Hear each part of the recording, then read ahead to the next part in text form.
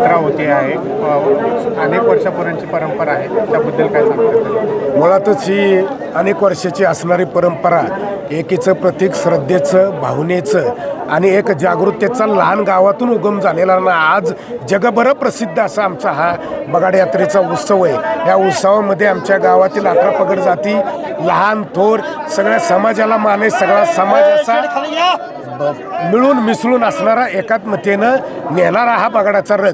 हा बगाड्या होळी दिवशी, पौर्णिमे दिवशी जे देवाला नवस करतात, ज्याच्यावर बगाड येतो त्याचा कौल लागला जातो. त्या बगाड्याला 5 दिवस बगाड्या ह्या मंदिरातच वास्तव्याला असतो.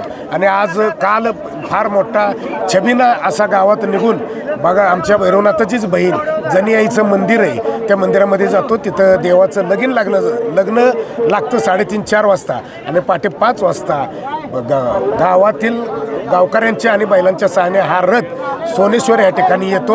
आपण जिथं आता उभं हे पवित्र असं कृष्णा नदीचं बावधन वजोडे हद्दीवर येतं सोनेश्वरी स्थळ तीर्थक्षेत्र आहे. इथं हा रथ येतो आणि इथं बगाड्याला विधिवत पूजा अर्चा करून आंघोळ घातली जाते आणि त्यानंतर बगाड्या इथं जुंपून बगाड्याला इथून 12 बैलाच्या साह्याने पंचमीच्या चालू झालं की 12 बैलाच्या साह्याने हा रथ भैरवनाथाच्या मंदिरामध्ये नेला जातो. आज पाहायला गेलं तर सर्वत्र बावधन हा अशा खंडातल्या म्हणजे सगळ्यात मोठी बावधनची यात्रा म्हणजे हे होती.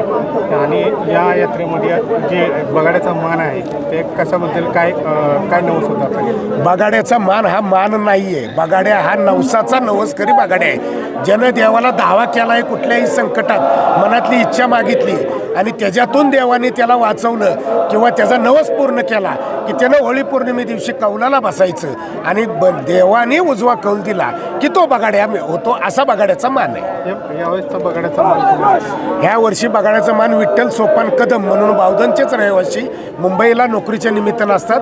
त्यांनी त्यांच्या भावाला थोडासा आरोग्याच्या तक्रारी होत्या, आजारी होते, भाव बरा व्हावा, भावाची तब्येत बरी व्हावी म्हणून भावासाठी त्यांनी नवस केला होता.